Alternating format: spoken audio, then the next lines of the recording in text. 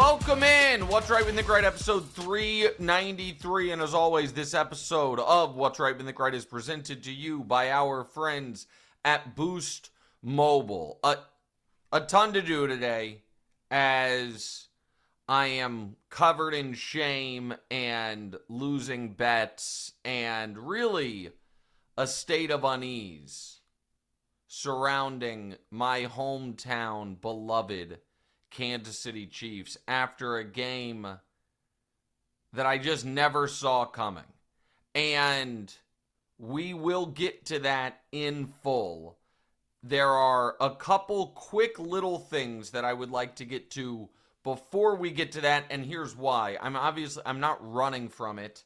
I had to deal with it on TV yesterday. I'm going to have to deal with it with Colin and more on TV today, and we're going to spend a lot of time on it here. The reason that we're going to get to these other small, but I think really important stories just quickly off the top is actually because God only knows how long the Chiefs-Broncos part of the show is going to take, and I want to make sure we have time to get to these other things. But it will be given its full accounting of what happened on Sunday, what that means for the Chiefs for the rest of the year, why they actually might be in a slightly tougher playoff position as far as making the playoffs than I think people currently understand. So, and where I appear to have been wrong about the Denver Broncos, who I said would go into their bye at 6-5, and they go into their bye on an 8-game winning streak at 9-2. So all of that coming up shortly. First, straight to voicemail presented to you by Boost Mobile. The Cowboys annihilate the Raiders on Monday Night Football. Yeah, my Raiders are going to be the second best team in the AFC West take is just a classic 3, instantly wrong. They'll always have week 1 of beating the Patriots, which right now registers as the most bizarre outcome of the NFL season. CeeDee Lamb and George Pickens benched for the opening drive of that game. It didn't matter. They were dominant after that. Quinnen Williams was great as the Cowboys get to 4-5-1, maybe a couple minutes on this game later. And Wemby out weeks with a calf injury. Huge bummer. And excuse me. You understand them being cautious with him, but it also means for the gamblers out there, if anybody took some long shot defensive player of the years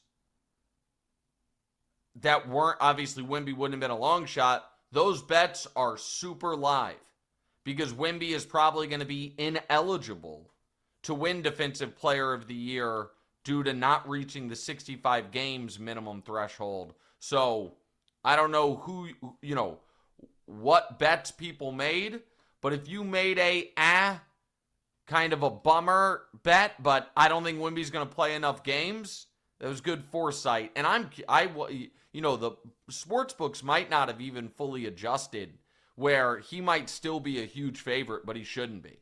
So yeah, Wemby is now 4-1, and Chet is plus 130.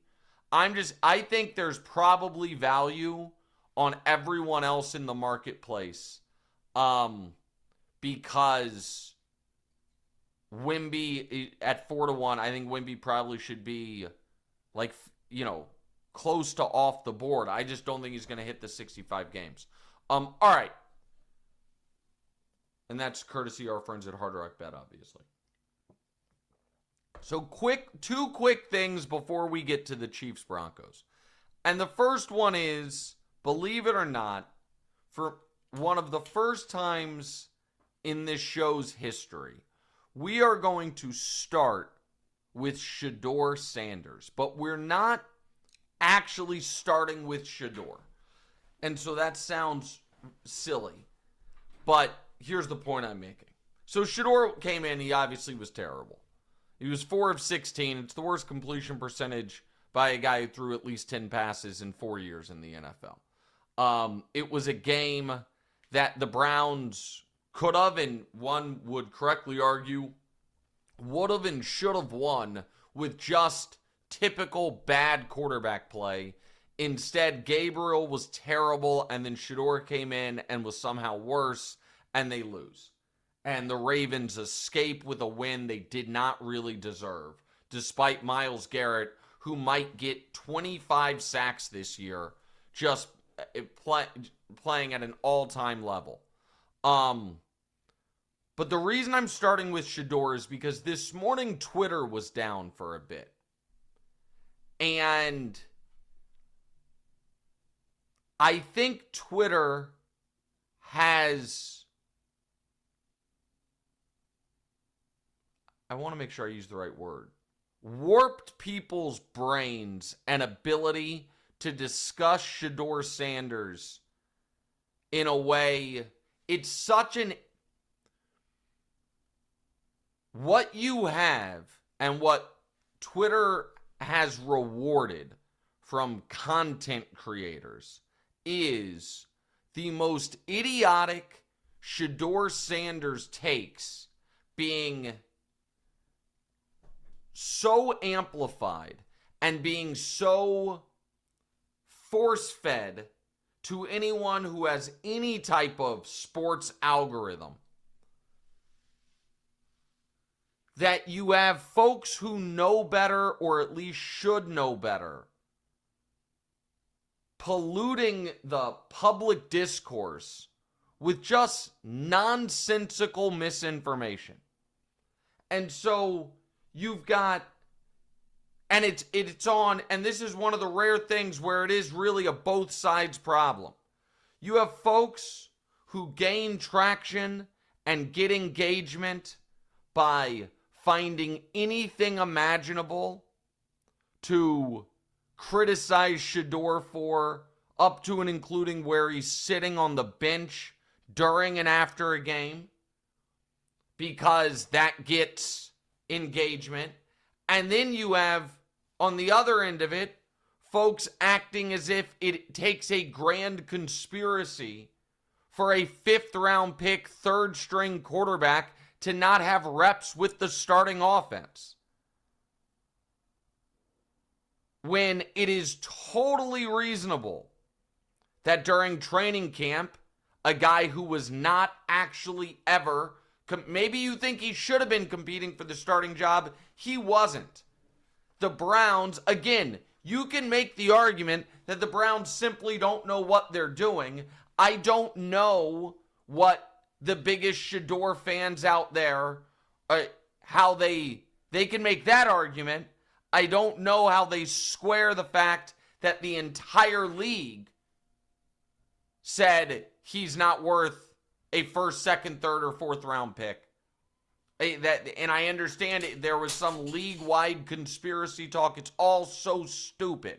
But set all that aside, in training camp, the Browns looked at Joe Flacco as their starter and Dillon Gabriel, of the two young guys, as the higher priority because he was the higher draft pick. That's how that works.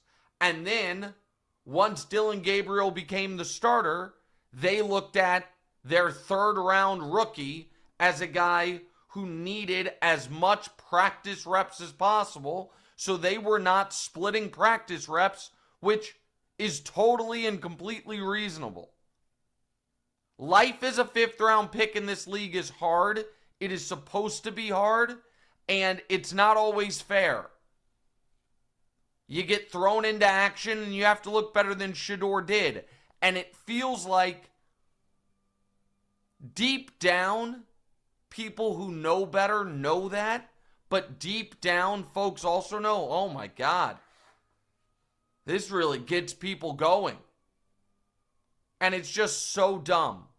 And so now, what we will get is this week, Shedeur is going to get a real look. He will be the starter against the Raiders. He will get the full week of practice. He will get a game plan to his strength, catered to him, and we'll see what he looks like. And typically in sports, if you're good enough, none of the other stuff really matters. And you don't have a lot of, as a 5th-round quarterback, you're not going to have a ton of better opportunities than this one. Knowing you are the starter all week long, going against a bad team that is on a shorter week themselves, and an opportunity to remake, at least temporarily, that Browns quarterback discussion, because Gabriel has been really bad. And if Shedeur goes out there and balls, maybe he gets another week. But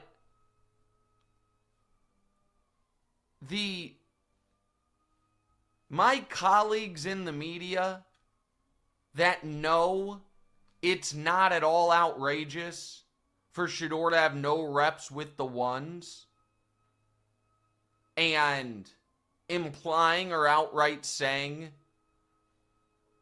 differently because either they want to be in good with Prime, or it's what they think their particular fans or followers will appreciate, or just because they think it'll get the most motion on the internet. It's so bad. And it really is a good example of, this is a real example of social media at times making the discourse dumber. And so that's why I wanted to spend a few minutes on it off the top. We don't have to spend more time on it. We will see what he looks like against the Raiders. I think Dylan Gabriel's been the worst starting quarterback in the league this year. And the only reason that you wouldn't bench Gabriel for Shedeur is if, when he has a full week of reps in practice and is ready to go against the Raiders, he looks at all like he looked in that Ravens game. Because in that Ravens game, he looked like a guy who was wholly unequipped for the job. And I didn't love him coming out of school, but I certainly liked him more coming out of school than Dylan Gabriel. And in that game, he looked like a guy that was a ways away from being a ways away.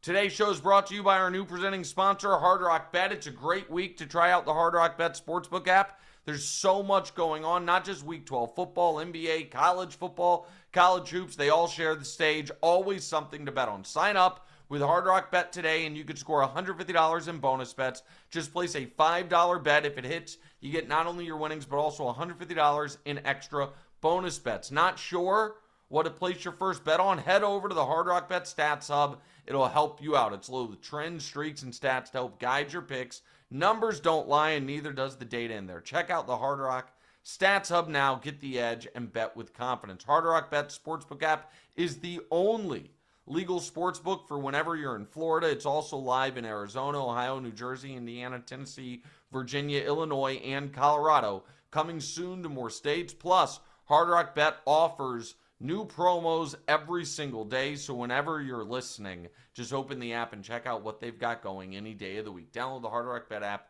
and make your first deposit. All right, the other quick story before I get to Chiefs Broncos is Braun should be coming back tonight. Sneaky double-digit point streak watch, which he has, the longest by multiple seasons in NFL history, NBA history. And as my wife comes in mid-pod, you want to pop in? You want to say hello to the people? You must think you look real cute and fancy today. Wow. Hi, Danielle. She's saying hello, everybody. Okay. Have a nice day. Enjoy the flowers. You're welcome. We are live. We're doing this show. You're welcome. See you, baby. So, Braun is supposed to come back tonight. I don't even know what number the double-digit point streak is at, guys. If you guys could put that in the doc. Don't trust AI. Go to it, get an actual number And what second place is and what that number is. It's just noteworthy. Now, I'm mentioning that for a couple reasons. One is because I do think if he's on a minutes restriction, coming off an injury, it could theoretically be in jeopardy. And the other is fresh off an unbelievable week where he had back-to-back 40-point games. Sadly, Steph's double-digit point streak reset back to 0. So he's going to have to keep going for about another 17 years if he wants to catch Bron on that record. That's neither here nor there. I am really excited to see what this Lakers team looks like with Bron. They obviously need him to have any chance to compete with OKC. Now, it's possible nobody's going to compete with a healthy OKC, but Luke is playing so well. Austin's playing so well. Obviously, adding LeBron will make that team that much better, and I'm curious how much he's going to help them defensively. Bron's number, by the way, is at 1,292, which is just a little more than 400 clear of Michael Jordan's second place, which is at 866. And so that's something to watch tonight as the Lakers more than survived the time without Bron at 10-4. Now, the other thing I wanted to do, and I promise that I'm not doing some gag, we are doing Chiefs Broncos in 3 minutes, is did you guys see the Draymond courtside interaction? So Draymond approaches a fan in New Orleans who was sitting courtside, and the fan looked like he was taller than Draymond. So this guy's got to be like 6'8". It was really bizarre to see the guy stand up and Draymond come, almost nose to nose with him, and the guy's bigger than him. And Draymond was clearly very upset, but it was interesting because they didn't kick the fan out. And almost always, if a player gets that upset with a fan, that fan gets removed, but they didn't kick the fan out. So then Draymond was asked about it after the game, and he said, the guy kept calling me a woman. And it's like, wait, what? And then Draymond clarified he kept calling him a specific woman. And again, it's like, wait, what? And then the fan explained, oh yeah, he missed a few layups, got his own rebound, so I started chanting Angel Reese. Now, you can say that's mean or disrespectful to Angel, or it's lowbrow, but it is clever, and it is interesting that he could yell, just repeatedly say Angel Reese, and everyone, Draymond including, can know exactly what he's saying, exactly the dig he's trying to get at him. And additionally, I think that is totally in bounds. I think that is the type of heckling that should not get a fan disciplined at all. And I'm glad the New Orleans staff did not try to kick that fan out or do anything to him. And Draymond's entire, basically, I've got a wife, I've got kids, you can't, buddy, that was not over the line disrespect. And if we really wanted to get on a deep level, the fact that you kept saying, calling me a woman, was that you felt that disrespectful, that's like kind of sneaky, reveals a little more about you than maybe about the guy. But that type of heckling is the exact type of heckling that that is in bounds. And if I'm not a heckler, if you're going to heckle, It's the type of heckling that you should do. It's no profanity. There's nothing truly personal or offensive, but it gets under the opposing team's skin. So that I thought was solid, like that kind of witty by that guy. Okay. I wanted to get to those stories because I wanted to be on the record about them. And I don't know how long we're going to talk Broncos Chiefs, and I didn't want to not have time. And the people in the chat saying quit stalling and get to it. Guys, I do about more live media than at least sports media than anyone in the field. I certainly don't do more media than everyone who does sports media if you include their asinine and ridiculous political talk shows. But when it comes to actual sports talk, I do quite a bit. I'm not going to be able to run from any story, and I certainly can't run from this one. The Chiefs went to Denver in arguably their biggest regular season game of Patrick's career and got thoroughly outplayed and blew a more than winnable game multiple times, blew a fourth quarter lead, and in that singular game, Bo Nix played better than Patrick Mahomes. That is what happened. I could not have been more shocked watching a game than I was watching that one. Because the Chiefs are healthy for the most part. I know they don't have Pacheco. The Chiefs right now are a healthier than average NFL team for this point in the season. They were off a bye. They had full motivation, a lot of familiarity with that opponent, and Patrick was off, and the defense could not get a stop when it mattered. And so, on the offensive side of things,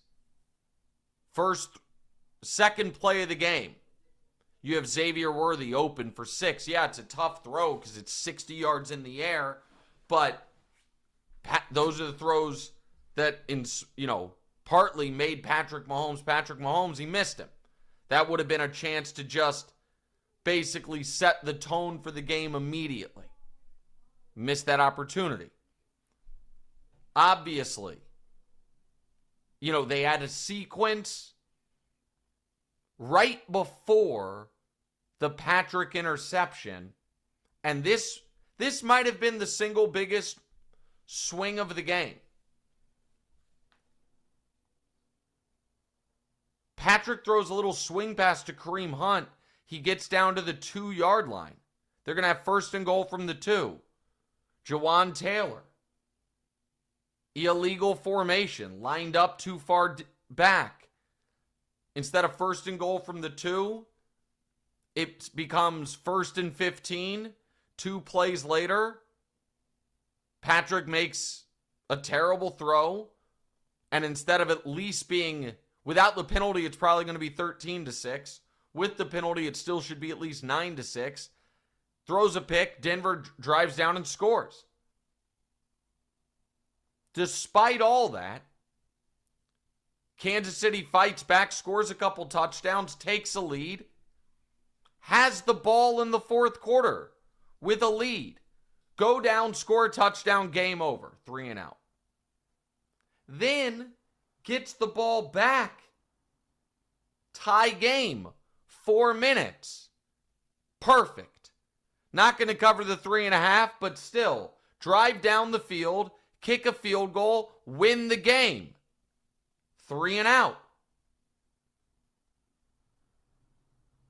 And then on the defensive side of the ball, first drive of the game, first play, sack.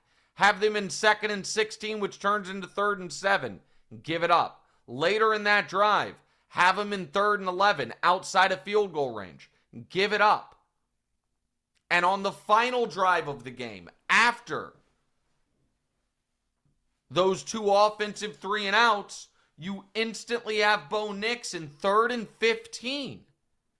And you can't get a pass rush, and you give up a 20-yard completion. 3 plays later, it's 3rd and 6. Still not in field goal range. And you give up a 7-yard completion. Denver made the high leverage plays. Kansas City did not. And Denver now has a stranglehold on the division. And I can think what I want and still think about Bo Nix and his long-term viability as a franchise quarterback. But the fact of the matter is, on Sunday, he played, in my opinion, the best game of his career in the second biggest game of his career. The only game that would have been bigger is the playoff game. And he was excellent. Excellent might be strong. He was good. Certainly more than good enough. And Denver now has a bye and then back-to-back soft games at the Commanders, at the Raiders. And then a very tough final month of the season, but they should go into that month 11-2. Then Packers, Jags, at the Chiefs, home for the Chargers. So tough month, but 3 of the 4 games are at home. The one road game is Christmas night at the Chiefs. And so Denver right now is the 1 seed. I would not, my money would be on Denver finishing as the 2. Right now, if I had to handicap it, I would say New England 1, Denver 2, Indy 3. But Denver deserves credit. And Sean Payton talked shit at halftime to Tracy Wolfson and backed it up. Said, I like where we are. They're a first half team. We're tight. I thought it was outrageous what he said. He backed it all up. What's interesting is internally, the Chiefs still feel like this team can be and should be better than last year's team. With the offensive line being so much better and the wide receiving core being healthy. And maybe it can be. But they are butting up against that potentially not mattering. And here's what I mean. They're 5-5. Obviously, if they go 7-0, they're a lock for the playoffs. And at 7-0, they actually would have a chance to come all the way back and win the division. But it would be, and even though they're favored in every game remaining, given the fact that they're 5-5, just sitting here saying they're going to rip off 7 straight would be overly optimistic even for me. But 7-0 definitely gets them in. 6-1, which would put them at 11-6, almost assuredly gets them in. But 5-2 probably does not. And that is the thing that I think, if we're going to have an honest conversation about where the Chiefs are,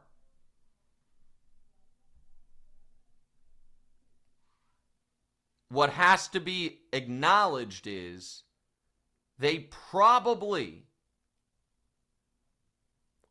only have one more loss to play with, barring a true collapse by the Jags or the Chargers. And that's the anxiety-inducing part. Because listen, yes, of course, you'd rather win the division. You'd rather be the 1 seed. You'd rather all these things. But as the Chiefs proved a couple years ago, they can go on the road in the playoffs against a gauntlet, a far tougher AFC that year than what potentially exists this year, and win playoff games in Buffalo, in Baltimore. They can do that. So being even the 7 seed in the AFC this year wouldn't be devastating. Like, if I'm right about how the bracket falls, if you're the 7 seed, what you're staring at is a rematch of that game we just saw this past weekend in Denver. 3rd time playing each other. And then a trip to New England. Again, you don't love any of those spots, but historically, the 7 seed in the AFC, what it would mean is they are going to Buffalo and then either to Baltimore or to Kansas City against those MVP quarterbacks. This is a little different. So as the 7 seed, I actually wouldn't hate the path if the bracket holds the way it likely should. The concern is if the Chiefs just, after starting 5-5, just go 5-2 the rest of the way, and it puts them at 10-7, will because of tiebreakers, they miss out. Because here is what is noteworthy right now. The Chiefs have lost head-to-head to Jacksonville. They also have 4 conference losses already. They have lost head-to-head to the Chargers. They will get the Chargers again, obviously. But the Chiefs are 1-2 in the division. The Chargers are 3-0 in the division. The Chiefs have 4 AFC losses. The Chargers have 2. So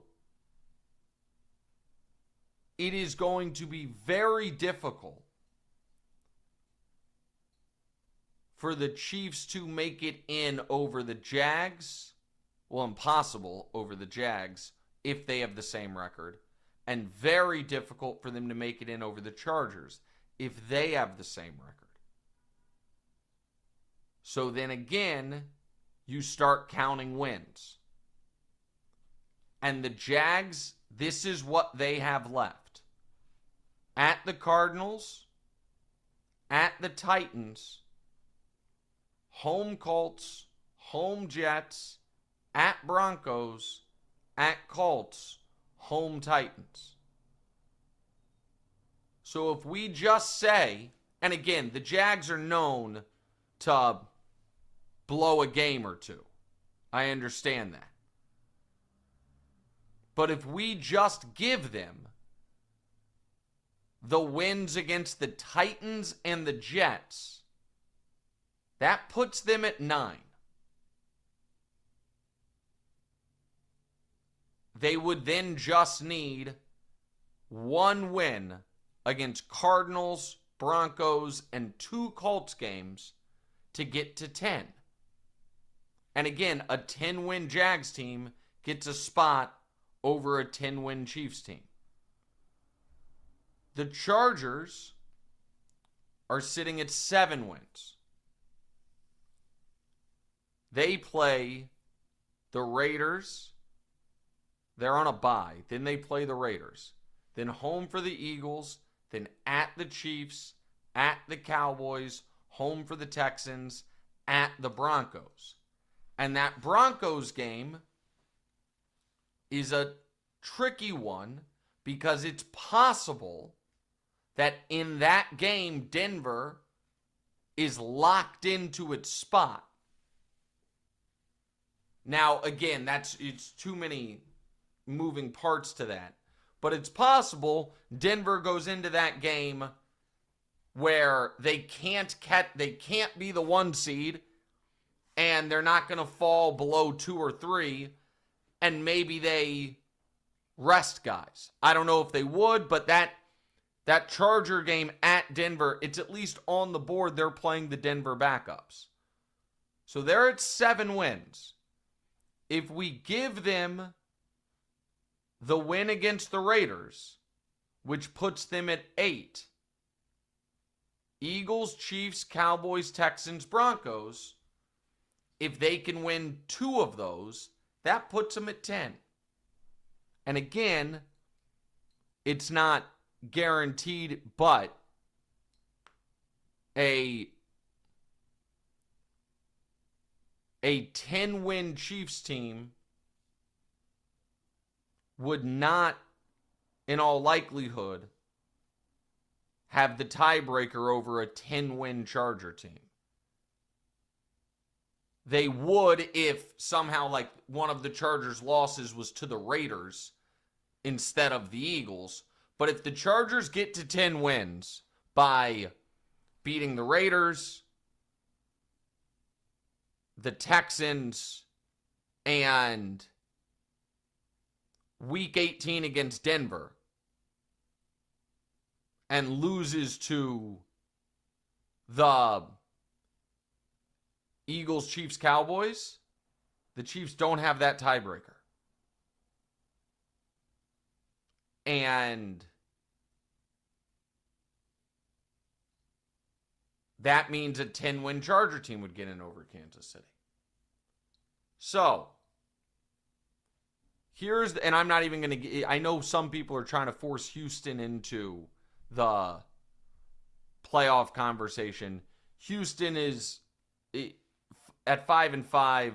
Their next 3 are Bills, Colts, Chiefs. Obviously, if the Chiefs lose the Texans game, they're probably screwed anyway. And if the Texans lose the Chiefs game, they're screwed. So I'm not worried about the Texans. It is, though, right now, unless the Chargers or Jags really fall apart, the Chiefs have to go 6-1 down the stretch. That's where we're at. That is the reality of the tiebreakers, the head-to-head, the awful loss to Jacksonville that should have never happened, that is kind of looming over this season right now, and not being able to make plays in the winning moments this year. Crazy stat from Scott Kazmar. The Chiefs, the 2 years, full seasons prior to this one, so the 23 and 24 seasons, they gave up 2 total 3rd and 10 or longers on defense in the fourth quarter of 1-score games. They've given up one of those in 4 of their 5 losses this year. That's how, at this point last year, they were 9-1, despite scoring fewer points per game, allowing more points per game, and having a worse turnover margin than the team does this year. They're not making the plays when it matters. And that's a huge skill of being a championship football team. Now, if that's enough doom and gloom, what definitively is true is, if they are able to rip off 6 of the next 7, they will go into the playoffs incredibly dangerous and with a higher ceiling than last year's team. But that means you've got to, obviously, beat the Titans and the Raiders on the road, beat the Cowboys on the road. Those are your 3 games against teams with a losing record. And then Colts, Texans, Chargers, Broncos. all at home, you got to go 3-1. With, I guess, the game you would like to lose of those the most would be the Broncos game.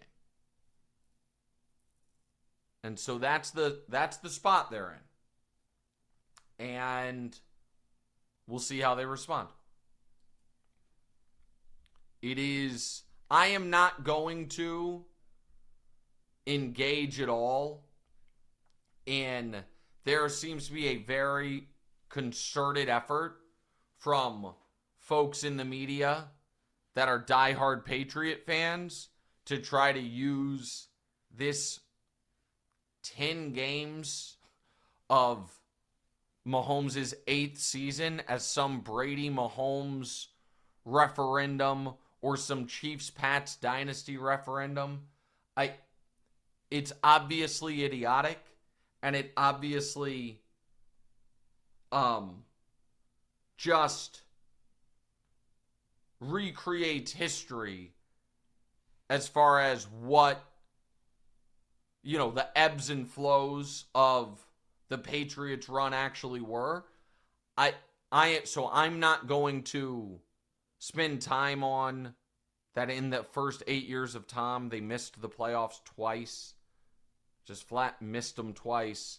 I think that is, we will see how this year goes, and then we can do an accounting of the dynasties, whether we want to start from 01 to 08 versus the first 8 years for Patrick, or if we want to compare it to their best 8 years, which was 11 to 18 versus these 8 years. That 11 to 18 team is the only, they made 8 straight conference championship games. The Chiefs' record right now is at 7 straight. At the end of this season, we can do a dynasty for dynasty accounting. Doing it right now and pretending like by Tom's 8th year, he hadn't already missed the playoffs twice, missed one entire season due to injury, is just disingenuous. But it informed me in a way I didn't realize that there was a lot of dynastic insecurity potentially emanating from New England about what the Chiefs could potentially do to how people view the Pats run versus the Chiefs run. I didn't view it that way. I think the Pats run is one of the greatest things in the history of the sport and very unique as far as, do you view it as 3 separate eras, 01 to 04, the 10-year Super Bowl drought with the undefeated season in the middle of it, which is insane, of 05 to 13, and then the unbelievable run from 14 to 18 on the back end? Is that how you view it? Do you view it as one long run? Do you, I think what the Patriots with Tom and Bill did is going to be almost impossible to duplicate as far as the longevity of it. That's separate from what Patrick and the Chiefs are doing, but we'll see how this year goes, and we can do like a, greatest dynasties ever tale of the tape. But there was just a lot of, from folks that a lot of chirping. Maybe it's because the Patriots are good this year out of New England that feels a touch premature. Just a touch. And I'm going to talk to Colin about it today on TV. We're 3 weeks removed from the Chiefs and Patrick both being overwhelming MVP and Super Bowl favorites. And now listen, we are where we are. I just laid out the scenario where they could miss the playoffs. I'm not going to act as if that's not real. But I'm also not going to act as if, let me fix this a little bit.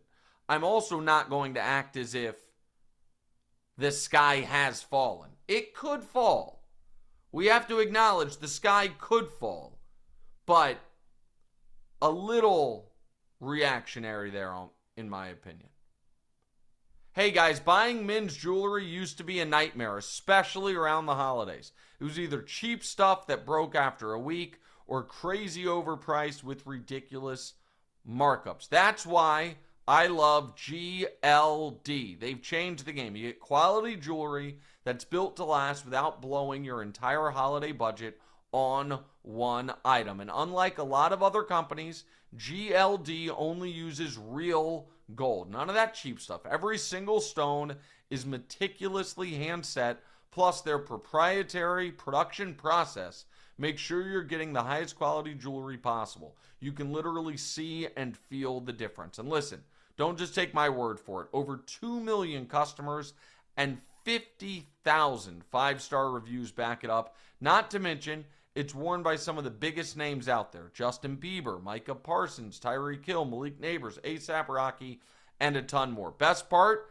every single piece is guaranteed for life. This holiday, you have the chance to give more than just jewelry. You can give a gift that lasts forever with GLD. GLD has an official collab with the NFL, so you can get every NFL team on a pendant this season. They also have collabs with the WNBA, the NBA, WNBA, MLB, NCAA, MLS, and even DC Comics. Chains and pendants that let you rep what you love. And now, check this part out. Work hard and change the game. GLD's holiday deal is unbeatable. For a limited time only, new customers get 50% off, 50% off, plus a free chain at GLD.com when you use code WRIGHT, W-R-I-G-H-T.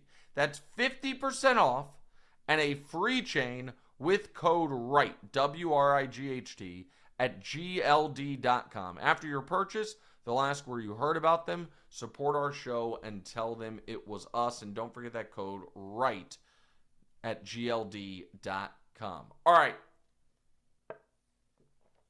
The Eagles, as I've been saying all year, in a lot of different ways, remind me so much of last year's Chiefs. The defending Super Bowl champs that keep winning games, and people keep saying, yeah, but that win didn't make me feel warm and fuzzy the way I wanted to. But they keep winning. And even also, as an added bonus, some controversial officiating mixed in as well that people get upset about. To be clear, it obviously was a bad DPI call that ended Eagles-Lions. But also, to be clear, anyone that watched that game and thought if Jared Goff got the ball there, the Lions were going to go score, is being disingenuous. That Eagles defense dominated the Lions up front the whole game. So here are my biggest takeaways from Sunday Night Football. Start with the Lions quickly. If that offensive line doesn't start playing better, they are going to be in trouble against the best D-lines, and Jared Goff can't sustain that. And the Lions, who look so fast and so dynamic indoors, their path now, right now, Lions, Chiefs, Lions, Chiefs, Ravens, Texans, all on the outside looking in of the playoffs right now. I don't know why. That's what I was thinking. Chiefs, Ravens, Texans, along with the Bills, have been the final four in the AFC each of the last 2 years. 3 of the 4 on the outside looking in. But Lions, Chiefs, Ravens, 3 of the 5 Super Bowl favorites going into the year right now, all on the outside looking in on the playoffs. But that's not... The Lions' path now potentially being on the road with what is all of a sudden a good but not dominant offensive line, that is concerning for them. The Eagles' defense got healthy, added Jalen Phillips, and now, after being a major question mark to me early in the year, is the strength of their team. The criticisms about the offense are fair. The offense has been bad. Saquon is not explosive. Jalen Hurts seems, I don't want to say afraid, but overly cautious or hesitant to throw the ball unless it's wide open or third and forever and he has no choice. All of that is really concerning. And then you add to it Lane Johnson being out for what is being called 4 to 6 weeks, which I don't know if you can trust that, is super concerning. Them scoring 26 points in their last 2 games is problematic. With that said, they have the division locked up already. They have plenty of time to hopefully get Lane Johnson back before the playoffs. And with how tough the Rams' remaining schedule is, and the Bucs going on this little losing streak, it sure feels like Philly is pretty well positioned to be the 1 seed, have the playoffs go through the link, and the offensive struggles be damned. That defense in January playoff games, you've got to like their chances. So I'm not going to act like the offense hasn't been problematic, but I am going to acknowledge that I do think winning is a skill. I think Philly has such a deep, talented roster. They can overcome a totally anemic offense. And if they get the 1 seed and they're at home resting while the Rams, as the 2 seed potentially, have a wild card weekend playoff game of, Green Bay coming to town, that doesn't sound fun. So Philly's positioned themselves really well by winning these games, even if they're winning ugly. Jalen hasn't been very good. The offense has not been good. It has not mattered. A quarterback who has been good is Josh Allen. And listen, I am used to the Josh Allen media narrative, which is if he plays poorly or they lose, we kill the roster. And when he plays like he did Sunday, he's the MVP and the best player in the league. I'm used to it. We've been doing it for 5 years. I'm fine with it. What they did Sunday is what I've been encouraging them to do all year. And you might be like, oh, you encourage them to score 40 points? No, what I'm saying is the dink and dunk, ball control, run the ball, Bills offense does not work with a Bills defense as bad as this one.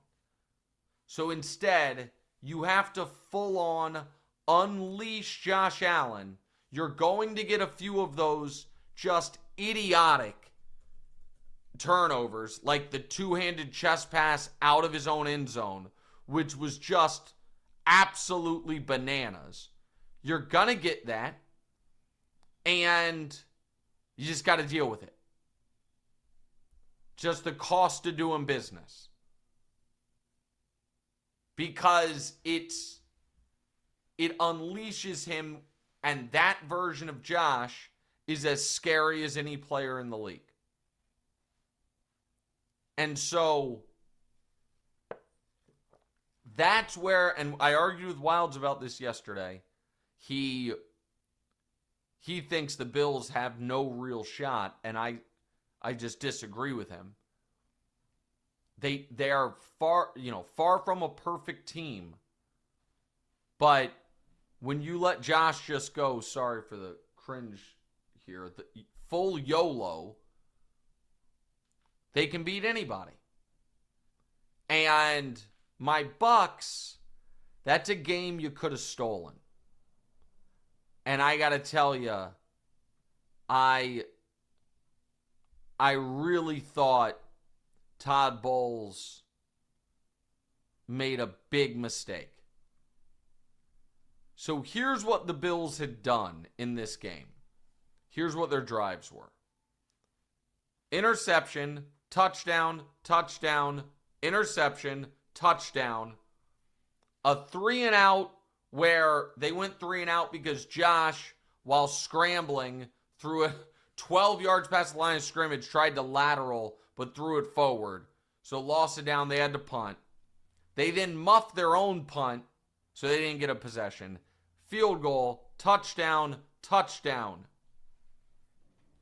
And in that moment, when Tampa has stopped the Bills once the entire game without forcing a turnover. They have forced one punt the whole game. It is the fourth quarter.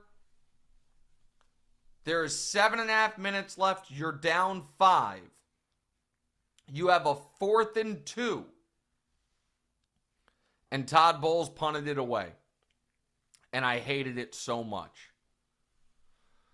Because, not surprisingly, the Bills respond 8 plays, 85 yards. Just immediate touchdown.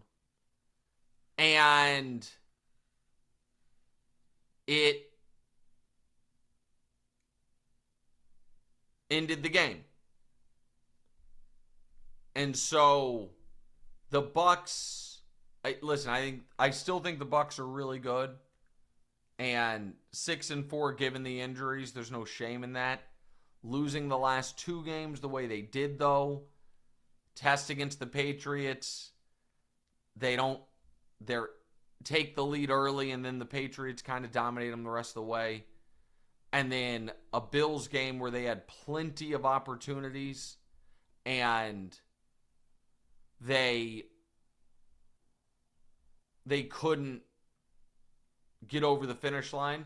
Now they go to the Rams, and this stretch, we said all year, they can go 1-2 in this stretch. 0-3 would be rough. So huge game against the Rams for my Bucs. You ever notice how everything seems to keep going up? Rent's going up, streaming services are going up, your favorite burrito spots charging you extra for salsa. With Boost Mobile, don't deal with that. You and your phone bill don't have to play the will this go up soon game. Why? Because Boost Mobile has unlimited talk, text, and data at a plan at a price that'll never go up. In fact, same price you will pay for life. Switch now. Unlimited wireless at a price that'll never go up, only at Boost Mobile. After 30 gigs, customers may experience slower speeds as they remain active on the Boost Unlimited plan. All right, let me get to a few, like the other games in some quick hitter fashion. So, Rams-Seahawks was a unique one because I actually came away even more impressed with the Seahawks defense. I know the Rams are the defense that forced the 4 turnovers, but the fact that Darnold could not stop turning the ball over and the Seahawks defense kept the Seahawks in this game, I thought was remarkable. Right now, the Rams do look like the most complete team in the NFL, and it definitely, excuse me, would not surprise me if the Rams make the Super Bowl. You guys know how much I've liked this team the last couple years and how much I like Stafford, and Stafford's still the clear MVP favorite. But the Seahawks are for real, which is why it's a shame that we are now getting a growing volume of evidence that Darnold in big spots just plays his worst ball, man. And that's a shame because he's played so well for the last 2 years. But his bad games in big spots are not like, he wasn't that good. They're meltdowns. And that is, if you're a Seahawks fan, you're gonna have a little pit in your stomach the rest of the year worrying about that. The other games from Week 11. The Patriots blow out the Jets on, I don't even know if I call it blowout. The Patriots beat the Jets on Thursday Night Football. The Jets are now benching Justin Fields. That game was gross. The Dolphins beat the Commanders 16-13 in an even grosser football game where Mike McDaniel, But some of the game management stuff at the end of that game, like not kicking a field goal in the final minutes of a tie game against Marcus Mariota, I just don't understand. And I'm typically aggressive by nature, but you're not a power running team. You're playing Mariota. They ended up winning anyway, but my God, Miami. Packers beat the Giants 27-20 in a game that it feels like if Jackson Dart were playing, the Giants maybe could have stolen. I don't think you watch that game and feel great about the Packers. Bears beat the Vikings 19-17 to go to first place in the division. Another final second comeback that they should not have needed. You're up 16-3 on J.J. McCarthy in the fourth quarter, and you almost blow it. And listen, credit to the Bears for getting to 7 wins. That was an ugly one. A lot of ugly, close but ugly football this weekend. Texans beat the Titans 16-13, and Cam Ward had one great drive. The Titans are just a total mess. Texans defense, unbelievable. Offense, seems like with Stroud or Davis Mills, it's just capped at around 16, 17 points. Bryce Young plays the game of his life in the pros, 400 and some yards, as the Panthers stay right in the thick of the playoff race, get to 6-5, beating the Falcons in overtime. Brutal loss for the Falcons, and bigger loss, Penix out for the year. And remember, the Falcons don't have their first round pick because they traded it to the Rams. That might end up being the 6th, 7th pick of the draft. Steelers beat the Bengals thanks to a bunch of defensive scores. Rodgers has a small fracture in his left wrist, but he wants to play. We'll monitor that. I don't think there's a huge difference right now between Rodgers and Rudolph, but the Steelers, keep the Ravens at bay for now. And the Niners beat the Cardinals in one of the most bizarre football games ever played, where Jacoby Brissett now has the all-time NFL record for completions in a game with 47. But Purdy comes back in, looks great, and the Niners get to 7 wins, and they stay right in the thick of the playoff hunt. Jason asks, Nick, at the end of the season, where do I think Jackson Smith and Jigba will be viewed in terms of top receivers in the league? Top 3. Somewhere in the top 3, along with Justin Jefferson and Jamar Chase. Rough weeks for those guys, by the way. Justin Jefferson having a down year and Jamar Chase spitting on a Jalen Ramsey. T asked, do you think it's a coincidence that Braun is choosing to come back with almost exactly 65 games remaining? No. Yes, I do think it's a coincidence, and no, I don't think he's going to be eligible.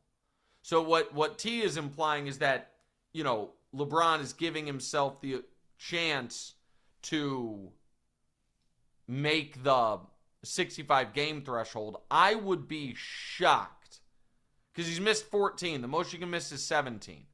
I would be shocked if LeBron only sits 3 games the rest of the year. First of all, he has to, in year 23, stay fully healthy the rest of the year, and then they also have to not rest him ever, really, except for 3 games. So no, I think that the All-NBA streak, which is at, what is it at? 21 straight seasons? This is year 23. He's made the All-NBA team so 21 straight years of being an All-NBA player. That is not dead, but certainly on life support for Bron, with only 3 games to play with. And I just don't think I think he's probably going to play closer to 55 than 65 games this year. And for those of you wondering, 21 All-NBA teams, what's second most? Duncan, Kareem, and Kobe tied for the second most with 15 each.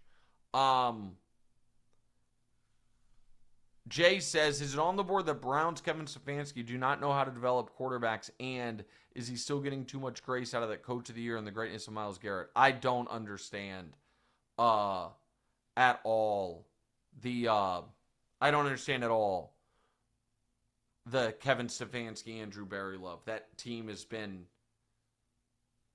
Myles Garrett's unbelievable. Defense is really good. They can't win games, and they've been there for a long time. And they have absolutely year after year botched the quarterback situation. So no, I don't understand their job security. Like, rate, subscribe, review to the show. We greatly appreciate it. Huge shout out to Blue Duck and to Volume, Demonze, who's still on paternity leave. And again, to our wonderful sponsors, Hard Rock Bet, Boost, GLD, and of course, our friends at Zen. Talk to you guys on Thursday. What's right?